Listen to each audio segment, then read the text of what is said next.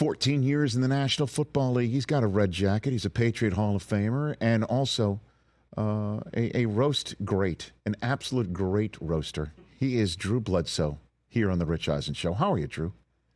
I'm doing great, Rich, man. It's good to catch up with you. It was. I didn't see you the night of the roast. We were in the same building, and I'm wondering how many people stop you for that over the last few months, Drew. You know, it's pretty interesting. That thing became a much bigger phenomenon than I think anybody had anticipated. Just random people that maybe didn't even know who I was before. All of a sudden, be riding by on a bicycle, like, "Hey, great job on the roast." Like, "All right, thanks, man." So it was a bit of a phenomenon, and I'm glad I didn't fall flat on my face. You definitely didn't do that, man. You definitely didn't. Who did you workshop your lines with? Yeah, so they had some writers that helped work with us. So I threw a bunch of material at them, and they kind of helped me as much as anything to help organize everything and put it in the right sequence, which was really helpful. The one thing they did that I really appreciate, I didn't know if it was appropriate to throw in stuff about our wine business. The writers were the ones that came up with those bits, and I was like, "Oh, cool. Well, I guess it's cool to promote our biz up there." So that was great. And then I got some good run throughs with my wife and my kids because they were very nervous. They were pretty concerned that I was going to embarrass them. All they hear from me are bad dad jokes and inappropriate comments at inappropriate times. So they were worried about me. So they made me run through the material with them a few times. Wait a minute. How old are your kids? 26 down to 21. Okay. All right. Because normally you're putting the kids to bed for the Brady Roast. The kids need to be in a different, forget about bed, they need to be in a different area code for the Brady Roast. Yeah, my niece, who I think is 13, watched it live with my wife and my sister-in-law. And my sister-in-law was really funny. She said, Molly, why are you laughing? You don't know what that means. She goes, "Mom, I have a phone. I know what that means." You can't shield them too much, I guess. I have a phone. That's funny. Oh my gosh. I'll be honest with you, Drew, not to get too deep, but screw it.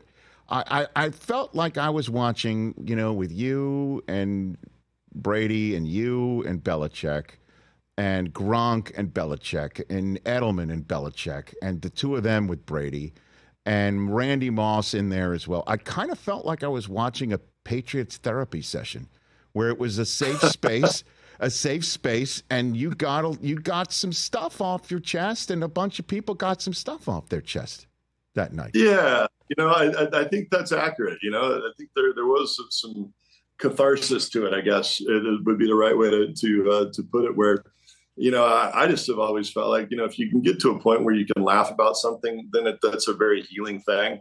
So I got to take some digs at Tommy and some digs at Belichick,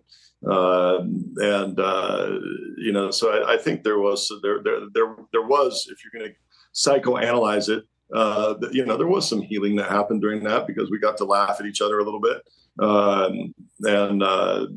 think that's a good thing. And taking it one step further, I think it made the Brady Patriots induction night in Gillette completely free of any awkwardness. It was completely free because of the roast got it all out of the way, and nobody's sitting there going, "Oh, Belichick's back. There's Kraft. He's in Gillette," or "Oh, everybody's together again." It was basically about the red jacket that night. You know what I mean? Yeah, I think that's right. I hadn't really thought about that piece of it, Rich, because we'd had a good laugh. Then when they did the induction, there wasn't the awkwardness that might have been present. For that special night for Tom, in New England. So I think you're right. I think it did.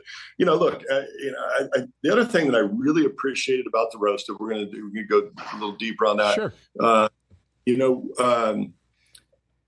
It was so cool because there was no backlash for any of this stuff. Nobody got canceled coming out of it. And it was like, oh, okay, it's okay to laugh about stuff again. And I think that's an important thing. We got into this this rut for a while where if anybody said something that wasn't totally PC, then they were canceled.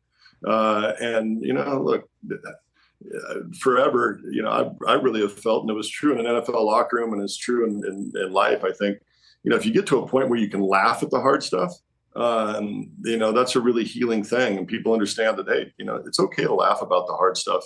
I think we kind of got back to that. So I think it was actually kind of a culturally important show, in some ways, because we're like, okay, yeah, it's okay to laugh at this stuff, even if it is pretty serious and sometimes hard.